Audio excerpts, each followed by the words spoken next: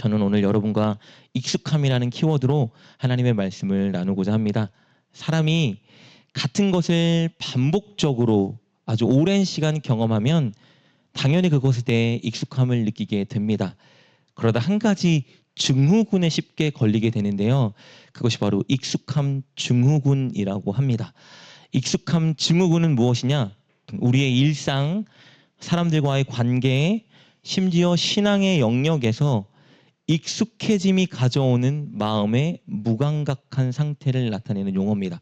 자, 쉽게 말하면 처음에는 굉장히 감사하고 감격스럽고 기쁘게 느껴졌던 일들이 하루하루 반복되어 익숙해지면 익숙해질수록 우리는 처음 느꼈던 그 감사와 경외감과 감정을 잃어버리게 된다는 것입니다. 남성분들은 다 공감하시겠지만 저는 제가 누리고 있는 것들이 얼마나 큰 은혜인지를 군에 입대했을 때 처음으로 깨달았습니다. 날마다 가족과 한 공간에서 함께 식사하며 함께 무언가를 나누던 일상이 얼마나 소중한 은혜였는지를 군대에 가서야 깨달았어요. 그래서 군에서 휴가 나오면 어떻게 합니까? 가족들 품에서 함께 식사하는 그것이 얼마나 감사하고 기쁜지 깨닫게 되죠.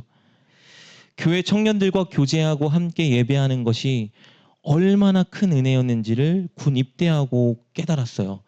마음껏 부르짖으면서 기도하고 하나님께 찬양할 수 있는 것이 얼마나 큰 특권인지를 깨달았습니다. 저는 20살 때 하나님을 인격적으로 만났어요. 그리고 그 후 날마다 교회 가서 기도하고 청년들과 전도하고 교제하고 1년 동안을 365일 늘 그렇게 교회에서 기도하고 예배하고 교제하는 삶을 살다가 제가 군을 입대한 거예요. 그러니까 늘 하던 그 신앙생활이 군대 갔는데 얼마나 그립고 갈급했는지요. 첫 휴가 나왔을 때 날마다 새벽 예배에 참석했고 저녁엔 또 교회 가서 기도했습니다.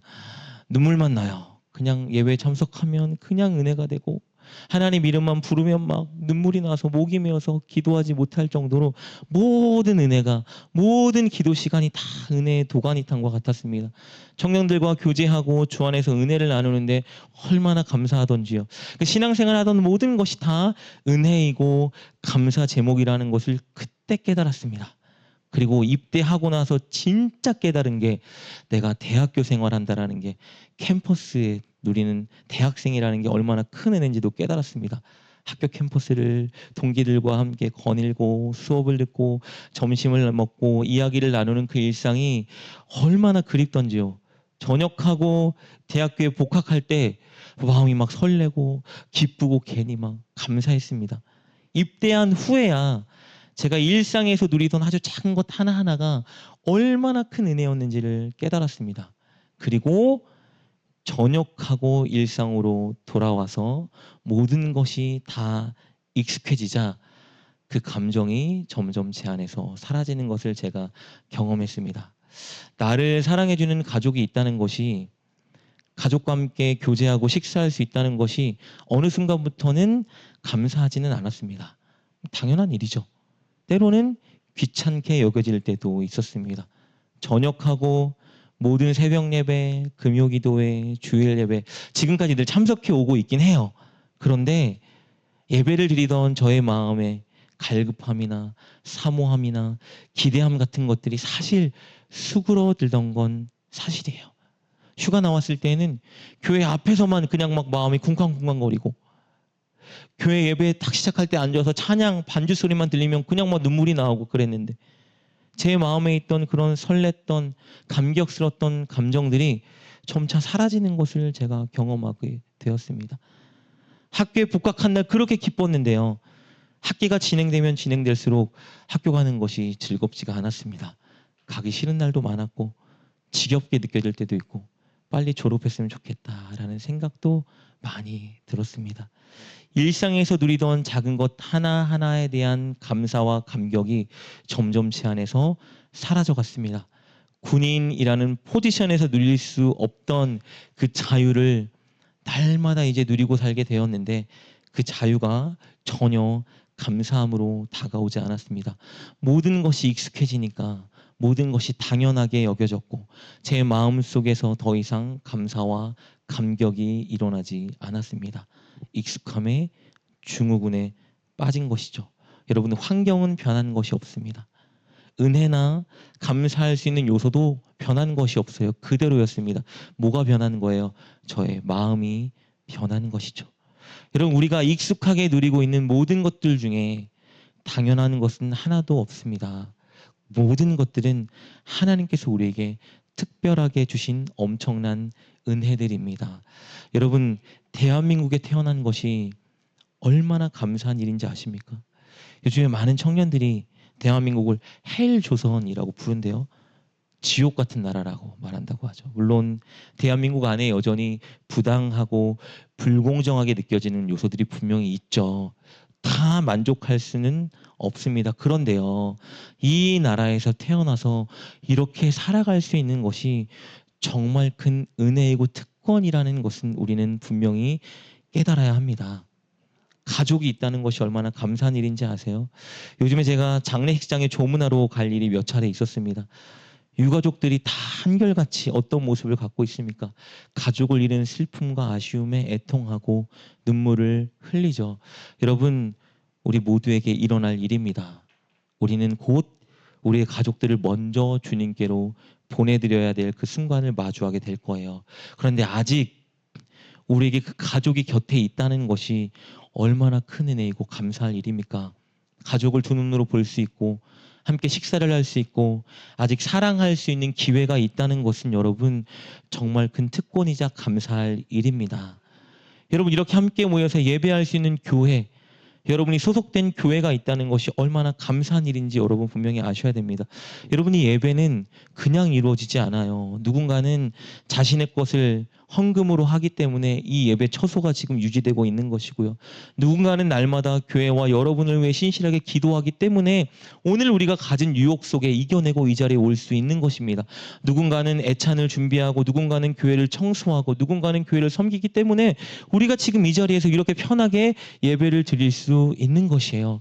당연한 것은 아무것도 없습니다. 이렇게 우리가 함께 모여 예배할 수 있는 것은 엄청 감사할 일입니다. 내가 교회에 올 때 나를 반갑게 맞아줄 성도가 있다는 것이 얼마나 감사한 일입니까? 여기 있는 한 사람 한 사람이 내 곁에 우리 교회 안에 있다는 것은 하나님이 우리에게 허락하신 엄청난 은혜입니다. 우리는 그것을 깨달을 수 있어야 해요. 여러분, 건강한 것이 얼마나 감사한 일입니까? 뛸 수 있고 걸을 수 있고 마음껏 먹고 싶은 음식을 먹을 수 있다는 것은 얼마나 감사한 일인지 모릅니다.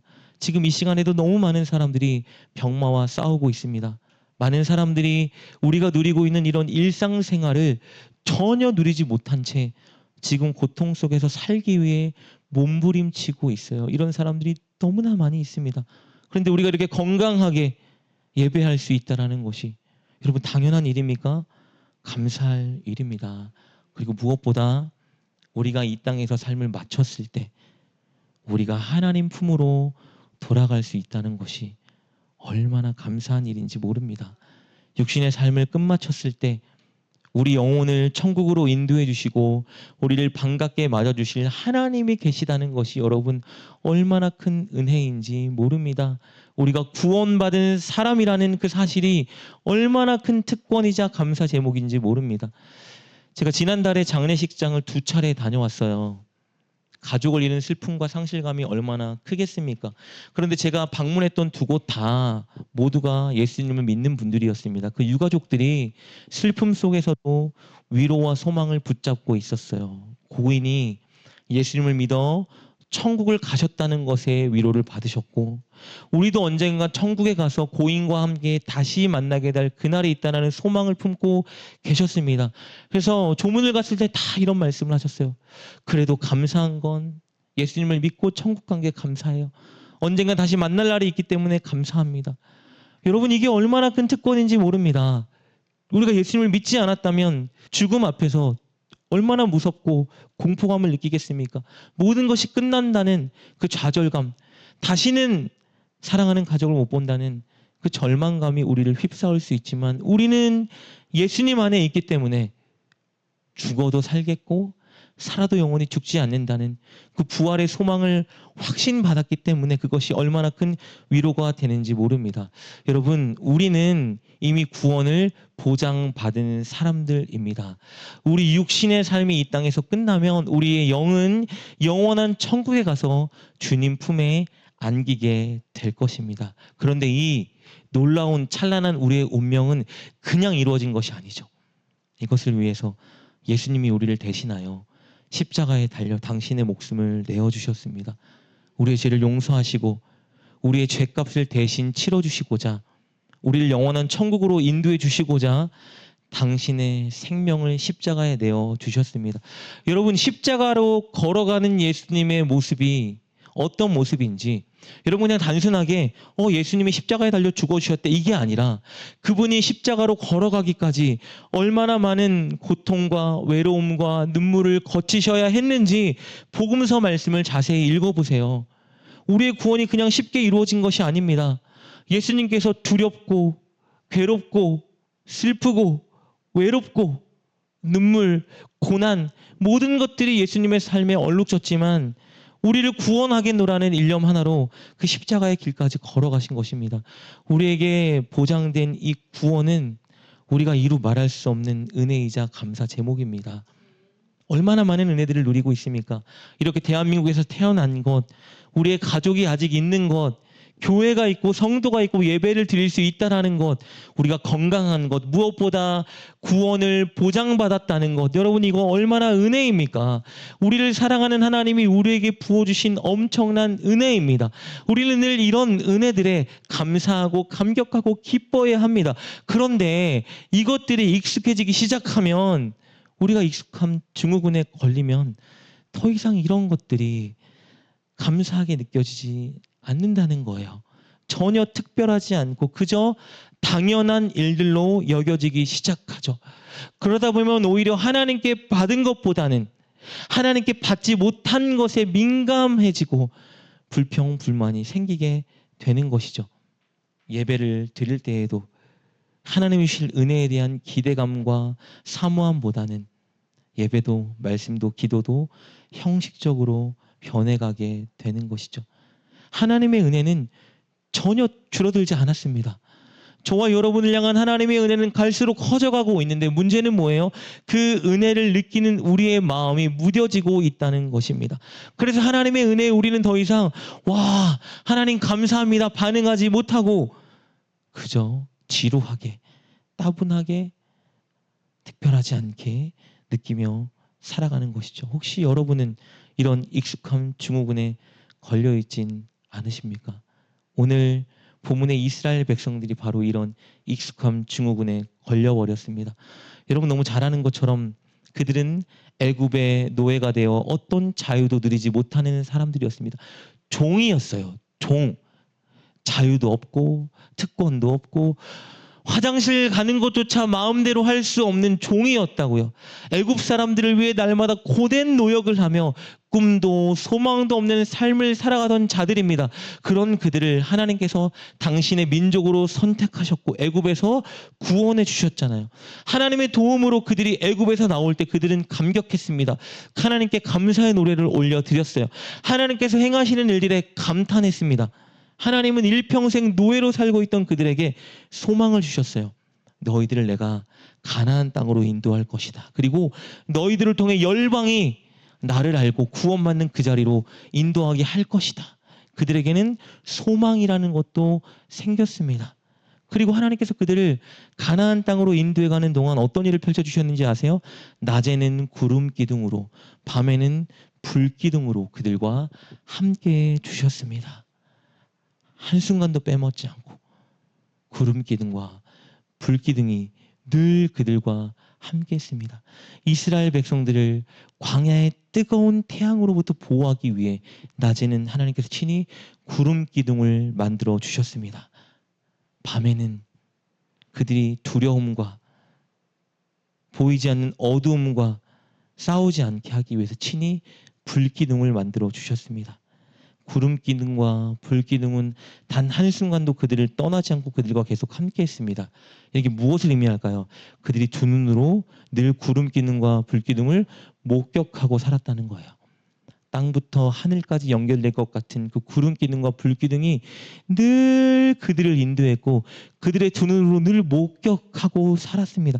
여러분 상상해 보세요. 하나님이 처음에 그들에게 구름 기둥과 불 기둥을 일으키셨을 때에 우리 앞에 갑자기 거대한 구름 기둥이 하늘을 뚫을 것처럼 솟구쳤을 때에 밤에 여러분 불 기둥이 그들을 둘러 진쳤을 때에 얼마나 감격했을까요? 얼마나 신났을까요? 무엇이 두려웠겠습니까? 이 거대한 구름 기둥과 불 기둥이 늘 우리와 함께 하는데요. 그런데 하루, 이틀, 3일이 지나자 구름 기둥과 불 기둥이 신기해 보이지 않았습니다. 그저 익숙함이 당연하게 여겨졌고 하나님을 향한 경외심과 감사가 점점 사라졌습니다. 익숙함이 그들의 마음을 마비시켜 버렸습니다. 하나님을 향한 신뢰의 마음, 감사의 마음이 사라져 버렸어요. 그래서 조금만 어려운 일이 발생되면, 마음에 들지 않는 일이 발생되면 늘 하나님을 원망하고 불평하고 두려워하고 애굽으로 돌아가자 다시 종살이하고 싶다라고 하나님을 원망하던 그들의 모습을 보게 됩니다. 오늘 우리가 읽은 본문은 그들이 가진 익숙함 증후군의 절정을 보여줍니다. 하나님이 출애굽한 이스라엘 백성들이 광야에서 먹을 것이 없다고 불평하니까 어떤 일을 행해 주셨죠? 만나라는 음식을 하늘에서 내려주시기 시작했어요. 40년 동안. 그들이 밤이면 텐트를 치고 잠을 자잖아요. 아침에 눈을 뜨고 일어나면 텐트 바깥에 뭐가 떨어져 있습니까? 만나가 땅에 다 떨어져 있는 거예요. 하늘로부터 하나님이 그들에게 내려주신 양식입니다. 어떠한 노력도 하지 않았어요. 음식을 얻기 위해 무언가 노력하지 않았습니다. 그냥 하나님이 매일매일 이슬이 맺힐 때마다 만나를 그들 진에 공급해 주셨습니다. 누구도 굶주리지 않게 충분히 먹을 양을 하나님이 부어주셨어요. 만나가 무엇입니까? 성경엔 이렇게 기록되어 있어요. 꿀 섞은 맛이 나는 과자 같은 것이다 라고 기록되어 있어요. 영양소도 풍부했고요. 질리지 않는 맛이었습니다. 배고픔 없이 날마다 그들에게 내려주셨어요. 여러분 처음 하나님께서 만나라는 음식을 내려주셨을 때 그들이 어떤 심정이었을까요? 얼마나 기뻤겠습니까? 텐트를 열고 진을 치고 나왔더니 하나님 말씀하신 대로 과자가 막 온 진 사방을 둘러치고 있습니다. 먹어봤더니 꿀 섞은 과자 맛이 나는 거예요. 얼마나 행복했을까요? 든든했을까요? 그런데 마찬가지예요. 하루, 이틀, 3일 시간이 지납니다. 익숙해지기 시작하죠. 익숙해지니까 하나님께서 내려주시는 이 만나가 당연하게 여겨지기 시작합니다. 당연하게 여겨지니까 감사하는 마음, 만족하는 마음이 사라지기 시작합니다. 그리고 뭘 하나님께 요구합니까? 만나 말고 다른 것들이 우리에게 필요하다. 이렇게 그들이 고백하는 것을 보게 돼요. 오늘 여러분 민수기 11장 우리 6절 말씀 보면 이렇게 기록됐어요. 이제는 우리의 기력이 다하여 이 만나 외에는 보이는 것이 아무것도 없도다 하니, 여러분 그들이 지금 불평하는 말입니다. 뭐라고 말해요? 먼저 우리의 기력이 다했다. 무슨 말일까요? 원어로 찾아봤더니요. 우리의 영이 말랐다. 우리의 마음이 지쳤다. 이런 말이에요. 왜 영혼이 마르고 마음이 지쳤다라고 말했을까요? 하나님이 베풀어 주시는 은혜에 대한 감각을 완전히 상실해 버렸기 때문입니다. 여러분 하나님은 여전히 그들에게 구름 기능과 불 기능으로 함께 해주고 계셨고 그들을 보호해주고 계셨고 그들을 인도해주고 계셨고 반석에서 물을 내셔서 마실 물을 주셨고 아침에 일어나면 여전히 배불리 먹을 수 있는 만나를 내려주셨는데 하나님의 은혜는 여전히 풍성했는데 그 은혜가 너무 익숙해져 버리니까 뭐라고 말합니까? 특별하지 않다. 재미없다. 그들이 불평하는 것을 보게 됩니다. 그리고 뭐라고 말해요? 이 만나 외에는 보이는 것이 아무것도 없다. 이 말이 무슨 말이냐면요. 이 만나가 눈에 차지 않는다 이 말이에요. 만나가 눈으로 볼 가치가 없다. 별 볼일 없는 음식이다. 이런 말입니다. 먹기 싫다. 만나의 맛은 변하지 않았죠. 만나는 여전히 꿀 섞은 과자 맛이 나는 음식입니다.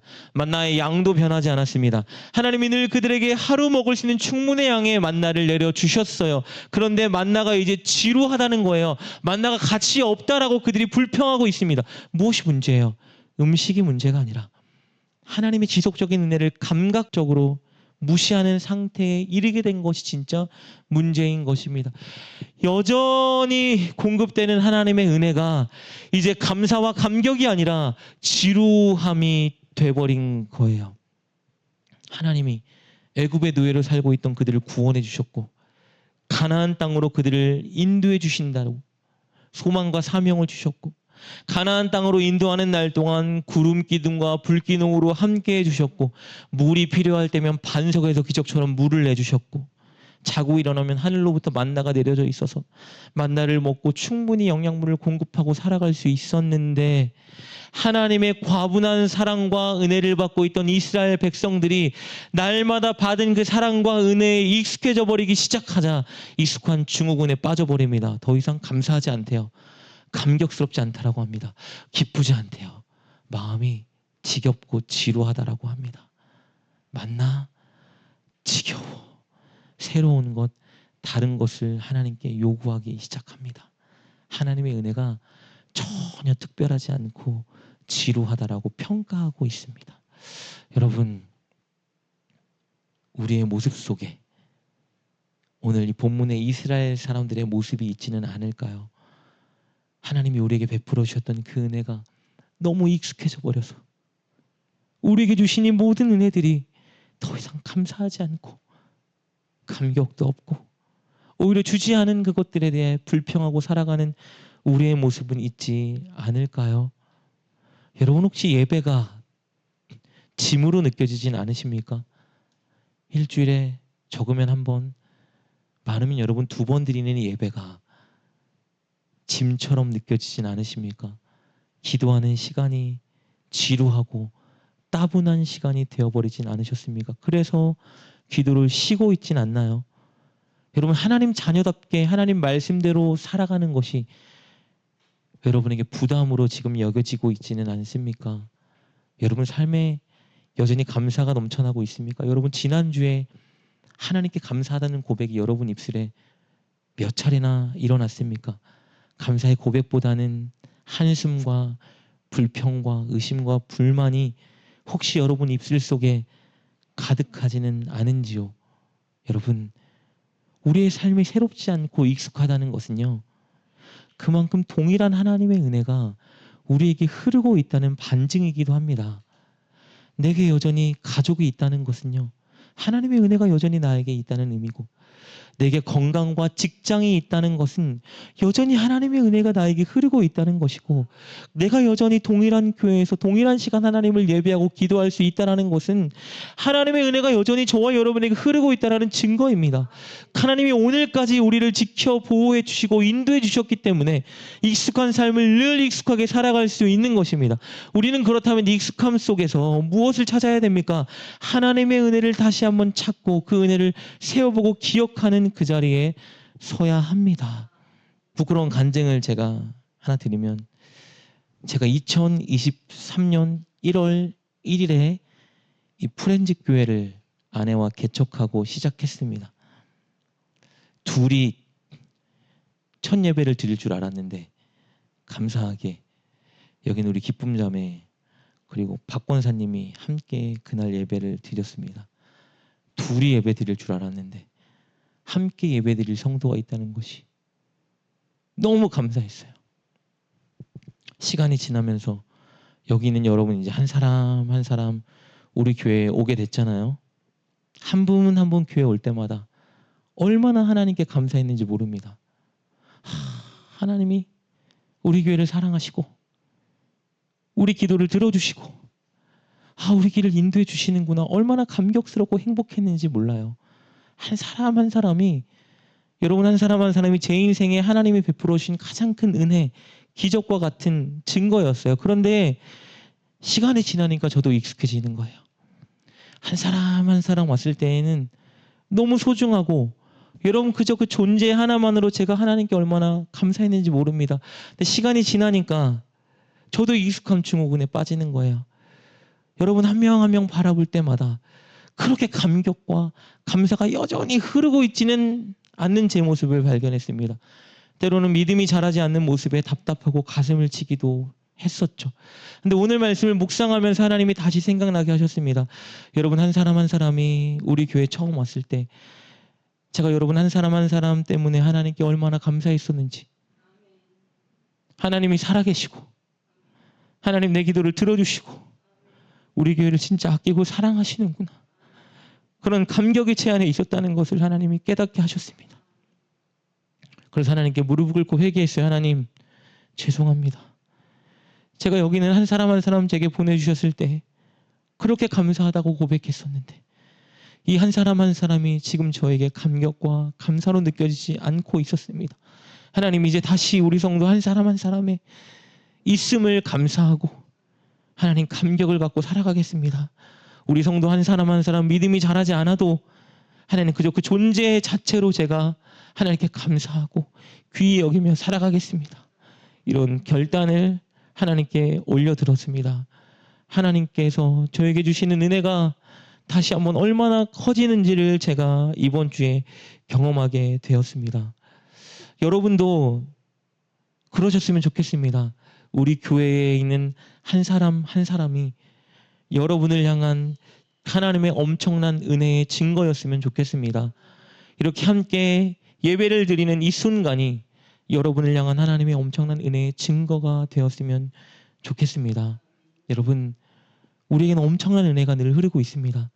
하나님이 우리에게 베풀어 주시는 감격과 감사할 제목들이 무수히 많이 있습니다.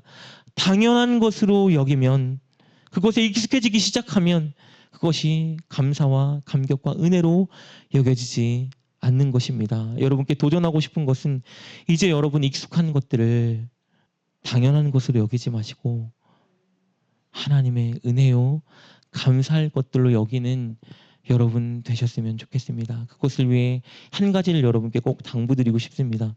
여러분 날마다 익숙한 삶을 살아가실 때 그 안에 있는 하나님의 은혜를 꼭 세워보시는 여러분 되셨으면 좋겠습니다. 익숙하다는 건 뭐예요? 아직 여러분에게 가족이 있다는 것이고 여러분에게 건강이 있다는 것이고 여러분에게 믿음이 있다는 것이고 여러분에게 이 프렌즈 교회와 성도들이 있다는 것이고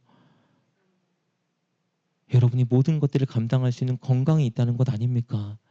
그 모든 것들이 다 하나님이 여러분에게 베풀어 주신 은혜입니다. 여러분 오늘 이 시간부터 여러분께 도전합니다. 익숙함 속에 늘 하나님의 은혜를 세워보시고 발견하시고 하나님 정말 감사합니다 고백하는 저와 여러분 되었으면 좋겠습니다. 마지막으로 두 번째, 여러분 그렇게 익숙함의 은혜를 발견하기 위해서는 날마다 반드시 한 가지가 선행되어야 됩니다. 그것은 무엇이에요? 여러분이 은혜 받는 자리에 머물러 계셔야 돼요. 은혜 받는 그 자리에 있어야 돼요. 예배의 자리, 기도하는 그 자리에 있어야만 여러분이 누리고 있는 것들이 은혜라는 것을 발견하고 깨달을 수 있습니다. 여러분 출애굽한 이스라엘 백성들이 하나님께 늘 불평할 때 그 틈에 있던 딱 한 사람은 다른 모습을 보여줬죠. 누굽니까? 모세. 모세는 늘 하나님께 감사했어요. 모세는 늘 하나님의 마음을 공감했습니다. 하나님과 동행했어요. 이스라엘 백성들과 모세는 늘 같은 상황에 있었는데 모세는 늘 하나님의 은혜를 세워보고 하나님의 은혜를 찬양했습니다. 어떻게 그럴 수 있었을까요? 그가 늘 기도하는 자리에 있었기 때문입니다. 모세는 늘 하나님께 기도하는 자리에 있었어요. 이스라엘 백성들이 불평하면 그들의 문제를 갖고 하나님께 기도했고요. 하나님 우리를 옳은 길로 인도해달라고 늘 하나님께 기도했고요. 하나님의 마음이 어떤 것인지 하나님의 뜻이 무엇인지 묻기 위해 늘 기도했습니다. 기도하니까 눈에 보이지 않는 하나님이 보이고 느껴지는 거예요. 하나님이 느껴지는 사람만이 우리가 누리는 모든 것들이 하나님의 은혜라는 것을 인정할 수 있는 것입니다. 여러분께 꼭 도전하고 싶습니다. 여러분 예배 자리를 어떻게든 사수하시고 날마다 기도의 자리를 사수하셔야 됩니다. 여러분이 진지하게 깊이 하나님께 기도할 수 있는 그 자리를 사수하셨지만 오늘 우리가 나눈 이 말씀 익숙함의 증후군을 벗어나 이제는 날마다 은혜를 은혜라 고백할 수 있는 은혜의 증후군에 여러분이 들어갈 수 있는 것입니다. 사랑하는 여러분 말씀을 마무리합니다. 늘 은혜의 자리, 늘 기도의 자리를 사수하며 하나님 은혜 안에 머무는 여러분 되시길 주님의 이름으로 축복합니다. 하나님의 은혜는 단 한순간도 저와 여러분을 향해 멈춘 적이 없습니다. 하나님의 은혜는 늘 동일하게 아니 더 많이 풍성하게 저와 여러분을 향해 흐르고 있습니다. 우리는 익숙함 속에서 우리를 향해 흐르고 있는 그 하나님의 은혜를 이제 날마다 세어보고 날마다 발견하고 날마다 감사하는 그 자리에 서야 합니다. 그렇게 늘 익숙함의 증후군에서 깨어나 익숙함 속에 은혜를 발견하는 저와 여러분 되시길 주님의 이름으로 축복합니다. 우리 시간 말씀을 붙들고 하나님께 한번 기도했으면 좋겠습니다. 이 시간 기도할 때 하나님, 제가 하나님께서 베풀어 주신 은혜를 감사하지 못하고 늘 하나님 당연하게 여기며 익숙한 증후군 안에 빠져 살았습니다. 하나님, 저의 연약한 모습을 용서해 주시고 이제 하나님 늘 익숙함 속에 하나님의 은혜를 발견하여 하나님의 은혜입니다 고백하고 사람들을 주의 길로 인도할 수 있는 우리가 되게 도와주시고, 그렇게 할 수 있도록 늘 기도의 자리, 은혜의 자리를 사수하는 우리가 될 수 있도록 인도하여 주시옵소서. 함께 말씀을 붙들고 하나님께 기도하며 나아가겠습니다. 기도합시다.